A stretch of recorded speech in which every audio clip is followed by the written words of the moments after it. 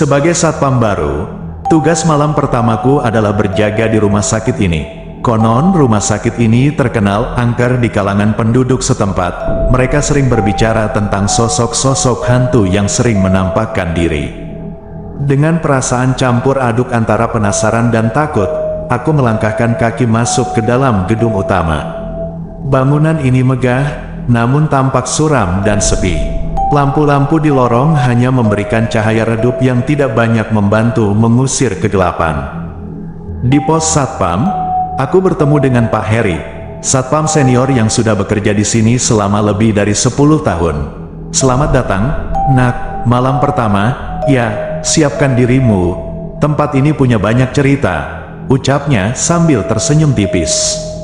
Pak Heri mulai menceritakan pengalaman-pengalaman yang pernah dialaminya selama bertugas di rumah sakit ini. Dia bercerita tentang suara-suara aneh, langkah kaki di lorong yang kosong, dan sosok wanita berbaju putih yang sering muncul di ruang rawat inap. "Jangan terlalu dipikirkan, lakukan saja tugasmu dengan baik," katanya mengakhiri cerita. Aku hanya mengangguk, mencoba menenangkan diriku sendiri. Malam ini akan menjadi malam yang panjang, pikirku. Aku mulai berkeliling memeriksa setiap sudut rumah sakit, ruang-ruang rawat inap, ruang operasi, dan laboratorium. Semua tampak kosong dan sunyi. Namun, ada perasaan tidak nyaman yang terus menghantuiku. Ketika aku tiba di lorong panjang yang mengarah ke ruang isolasi, suhu tiba-tiba terasa turun drastis. Aku merapatkan jaketku dan mempercepat langkah. Lorong ini terkenal paling angker. Banyak cerita tentang pasien yang meninggal di sini dengan cara yang tidak wajar. Aku mendengar suara langkah kaki di belakangku. Ketika aku menoleh, tidak ada siapa-siapa. Hanya bayangan gelap yang tampak bergerak cepat di sudut mataku. Jantungku berdetak kencang. Mungkin hanya perasaanku saja. Gumamku mencoba menenangkan diri. Saat aku melanjutkan patroli, aku tiba di ruang operasi. Ruang ini tampak lebih terang karena lampu-lampunya masih menyala. Namun, ada sesuatu yang aneh. Aku melihat ada bayangan seseorang di meja operasi. Ketika aku mendekat, bayangan itu menghilang. Aku merasa merinding. Ini tidak bisa hanya kebetulan. Aku kembali ke pos satpam dan menceritakan apa yang kulihat kepada Pak Heri. Dia hanya tersenyum dan berkata, "Sudah biasa, Nak, mereka hanya ingin mengganggu kita." Malam semakin larut. Aku duduk di pos satpam sambil memperhatikan monitor CCTV. Tiba-tiba, di salah satu layar, aku melihat sosok seorang wanita dengan rambut panjang berdiri di tengah lorong. Aku mengusap mataku, memastikan apa yang kulihat. Ketika aku melihat lagi, sosok itu masih ada. Dia berdiri diam tanpa bergerak. Aku memberanikan diri keluar dari pos dan menuju lorong tempat sosok itu berada. Namun, ketika aku tiba di sana, lorong itu kosong. Aku kembali ke pos dengan perasaan takut.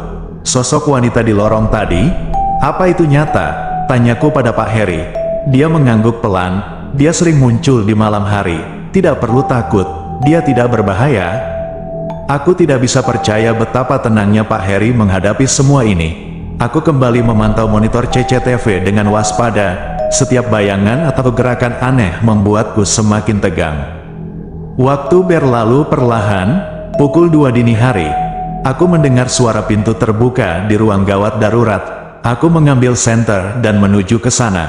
Pintu ruang gawat darurat terbuka lebar, padahal seharusnya terkunci. Aku masuk ke dalam dan memeriksa setiap sudut ruangan. Tidak ada apa-apa. Saat aku hendak keluar, pintu tiba-tiba tertutup dengan keras di belakangku. Aku mencoba membukanya, tetapi pintu itu terkunci dari luar. Jantungku berdetak kencang. Aku merasa terjebak di ruangan yang gelap. Aku mendengar suara bisikan lembut yang tidak jelas dari mana asalnya. Suara itu semakin lama semakin keras, seperti banyak orang berbicara sekaligus. Aku memukul-mukul pintu, berteriak meminta tolong. Setelah beberapa menit, pintu terbuka dengan sendirinya. Aku segera keluar dan kembali ke pos satpam. "Apa yang terjadi?" tanya Pak Heri yang tampak khawatir. Aku menceritakan kejadian di ruang gawat darurat. Pak Heri hanya mengangguk. seolah sudah biasa mendengar hal semacam itu. Mereka hanya ingin menunjukkan keberadaan mereka, katanya tenang. Malam terus berjalan dengan kejadian-kejadian aneh yang terus menghantui. Di ruang perawatan, aku melihat bayangan anak kecil berlari. Di lorong utama, suara langkah kaki dan pintu yang terbuka dan tertutup sendiri menjadi hal yang biasa. Sekitar pukul 3 pagi, aku mendengar suara tangisan dari lantai 2. Dengan perasaan takut, aku menaiki tangga menuju sumber suara. Tangisan itu berasal dari ruang bersalin yang sudah lama tidak digunakan. Aku membuka pintu ruang bersalin dan melihat seorang wanita duduk di pojok ruangan, menangis terisak-isak.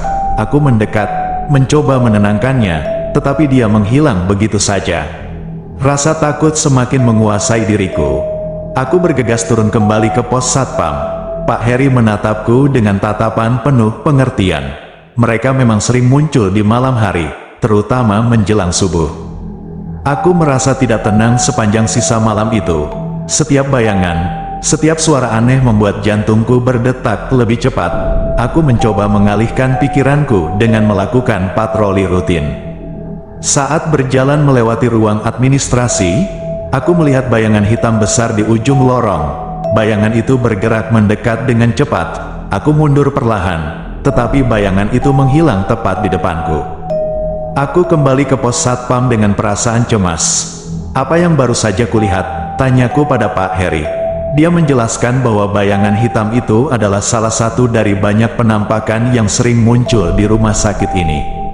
Pukul 4 pagi, aku memutuskan untuk berkeliling ke taman belakang.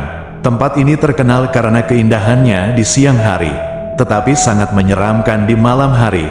Tiba-tiba, aku merasakan kehadiran seseorang di belakangku. Aku berbalik dan melihat seorang pria tua berdiri di bawah pohon besar. Dia hanya menatapku dengan tatapan kosong. Aku mencoba mendekat, tetapi dia menghilang seperti asap. Aku kembali ke dalam rumah sakit dengan perasaan bingung. Kenapa banyak sekali penampakan di sini? Pak Heri menjelaskan bahwa rumah sakit ini dibangun di atas tanah bekas kuburan massal zaman perang. Kisah itu membuat bulu kuduku merinding. Tidak heran banyak penampakan di sini. Aku melanjutkan patroli dengan hati-hati, mencoba menghindari tempat-tempat yang terasa paling angker. Saat matahari mulai terbit, perasaanku mulai sedikit tenang. Aku duduk di pos satpam, menunggu giliran jaga berikutnya. Pak Heri menepuk bahuku. Kau sudah melaluinya dengan baik. Tidak semua orang bisa bertahan di sini. Hari berikutnya, aku merasa lebih siap untuk menghadapi malam yang panjang. Malam kedua, aku memutuskan untuk lebih banyak berada di luar gedung, mengawasi dari luar. Namun, ketenangan malam kedua tidak berlangsung lama. Sekitar pukul 1 pagi, aku mendengar suara anak kecil tertawa di taman belakang. Aku berjalan perlahan menuju suara itu, tetapi tidak menemukan siapa-siapa. Tiba-tiba, lampu taman berkedip-kedip dan padam. Aku menghidupkan senter dan melihat bayangan anak kecil berlari menjauh. Kemana dia pergi, aku merasa seolah sedang diawasi dari berbagai arah. Aku kembali ke pos satpam dengan perasaan gelisah. Pak Heri menyarankan untuk beristirahat sejenak. Kau butuh waktu untuk beradaptasi, katanya. Aku hanya mengangguk dan mencoba tenang. Malam ketiga, aku merasa lebih tenang. Namun, suasana mencekam tetap menghantui. Aku memutuskan untuk mengeksplorasi bagian rumah sakit yang belum pernah kukunjungi, ruang bawah tanah. Di ruang bawah tanah, suasana lebih dingin dan lembab. Bau apek dan debu terasa menyengat. Aku menemukan kamar-kamar kecil yang tampak seperti bekas sel isolasi. Di salah satu kamar, aku melihat tulisan di dinding yang tampak seperti coretan-coretan tangan. Saat aku mendekati tulisan itu, tiba-tiba lampu di ruang bawah tanah padam. Aku meraba-raba mencari senter di saku. Dalam gelap, aku mendengar suara derap kaki mendekat. Jantungku berdetak semakin cepat. Ketika lampu senter menyala, aku melihat bayangan hitam bergerak cepat di antara kamar-kamar. Aku berlari keluar dari ruang bawah tanah dan kembali ke pos satpam. Nafasku tersengal-sengal. Pak Heri melihat wajahku yang pucat dan berkata, "Ruang bawah tanah memang salah satu tempat yang paling angker. banyak yang tidak berani masuk ke sana. Aku hanya bisa mengangguk, masih merasakan ketakutan yang mendalam. Malam keempat, aku merasa sedikit lebih berani. Aku mencoba berbicara dengan beberapa penampakan yang muncul. Salah satunya adalah seorang wanita tua yang tampak kebingungan di ruang tunggu. Aku mendekat dan bertanya, "Apa yang kau cari?" Wanita itu menoleh dan menjawab, "Anakku, aku mencari anakku." Suaranya lembut namun penuh dengan kesedihan. Sebelum aku sempat bertanya lebih lanjut, dia menghilang. Malam itu, aku merasa lebih simpati terhadap para arwah yang berkeliaran. Mungkin mereka hanya butuh seseorang untuk mendengar kisah mereka. Aku merasa sedikit lebih tenang menghadapi penampakan-penampakan berikutnya. Namun, tidak semua penampakan bersahabat. Suatu malam, aku melihat sosok pria dengan wajah hancur berdiri di depan ruang operasi. Dia tampak marah dan terus mendekat ke arahku. Aku mundur perlahan, mencoba menjauh. Pria itu terus mengikuti. Dengan tatapan penuh dendam, aku berlari ke arah pos satpam dan segera menutup pintu. Ketika aku melihat ke arah lorong melalui jendela, sosok pria itu sudah menghilang. Aku menceritakan kejadian itu kepada Pak Heri, yang kemudian memberiku nasihat. Tidak semua arwah di sini tenang. Ada beberapa yang penuh dendam dan amarah. Kau harus berhati-hati. Malam-malam berikutnya, aku lebih waspada. Setiap suara dan bayangan diperhatikanku dengan seksama. Aku mulai mengenali beberapa penampakan yang sering muncul, seperti wanita berbaju putih dan anak kecil yang berlari. Pada malam ketujuh, aku mendengar suara musik dari aula utama. Lagu lama yang berasal dari zaman kolonial. Aku mengikuti suara itu dan menemukan aula kosong, tetapi musik masih terdengar jelas. Aku duduk di salah satu bangku, mendengarkan musik yang membawa suasana nostalgia. Di sana, aku merasa ada kehadiran banyak arwah yang sedang berkumpul, seolah mereka mengadakan pesta yang tak terlihat oleh mata manusia. Saat matahari mulai terbit, musik berhenti, aula kembali sunyi. Aku kembali ke pos satpam dengan perasaan campur aduk. Pengalaman menjadi satpam di rumah sakit tua ini memberiku banyak pelajaran tentang dunia lain yang tidak kasat mata.